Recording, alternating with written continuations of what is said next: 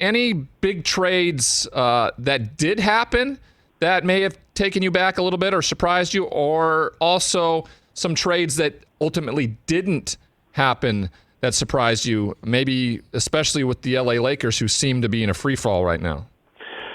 I would say these days I'm so used to being what comes my way at the trading deadline that I'm not shocked by what actually goes down. And most of the trades that went down were rumored to happen, so I was kind of anticipating it. I think something that didn't happen was Philadelphia not getting Kyle Lowry. I really thought they were going to go all in on making that happen. I think ultimately what may have changed their mind, it's interesting how this works, playing as well as they have while Embiid's been out has actually changed their mind on what they're willing to give up to swing for the fences with Kyle Lowry. And that's really interesting to me because I still think they were going to need him to have a legitimate fighting chance against a team like Brooklyn, because ultimately Brooklyn has as much offensive talent at the top of the roster as any team in the history of this league. When you talk about raw scoring power, there's never been a team that's had three guys on the same team that Brooklyn has. So for Philly, I thought adding Lowry, a guy that's had big playoff moments, he's won a championship, he's a leader. He could also help take the ball out of Ben Simmons' hands more, which I think is important for that team, particularly in big moments because of Simmons' inability to score outside the paint. I just think it bogs their offense down at times. So that, to me, was a little bit surprising. It didn't happen. They got George Hill instead. I like George Hill a lot. He's going to help them. He's a nice veteran guard to pick up, a lot of playoff experience. He can certainly make threes playing off Simmons and Embiid, but he's not going to have that dramatic impact and give you a 25-point game in a playoff game if that's what it takes on a given night. Kyle Lowry could have done that. So a little bit surprised that they weren't able to make that happen. Lakers standing pat. I'm not shocked by it, but I do think it's a little unnerving if you're a Laker fan, because they just kind of sat there, watched the Nuggets get better. They watched the Clippers get better.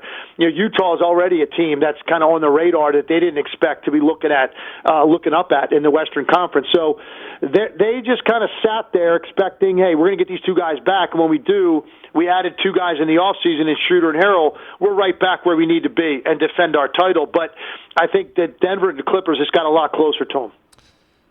Most impactful trade. Which one do you think has set up a team for the best possible finish to this NBA season? I think it's a tie between Aaron Gordon and Rajon Rondo. So Aaron Gordon goes to the Nuggets, and you looked at Denver a year ago. They beat the Clippers, go to the conference finals.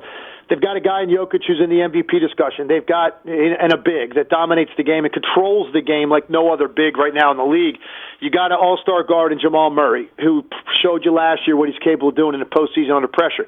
Michael Porter Jr. is that next guy. He's had some injuries to deal with. He was out at the beginning of this year.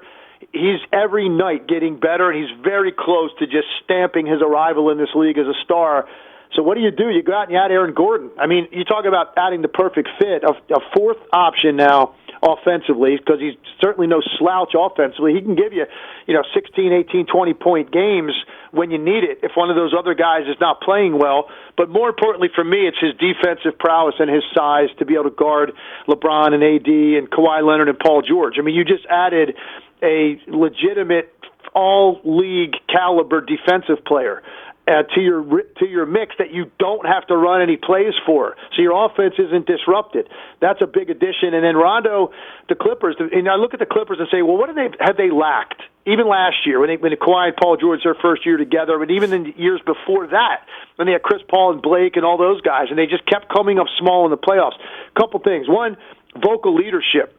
Rondo brings vocal leadership to this team. And when you have two guys as quiet as Paul George and Kawhi Leonard, you need the emotion on the court and that little bit of spark plug. He brings that. He brings an IQ that's off the charts. He's one of the smartest players to ever play in this league.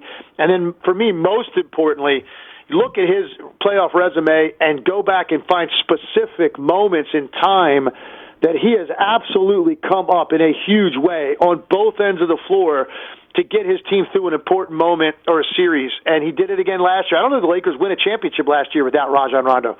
So you add that to the mix.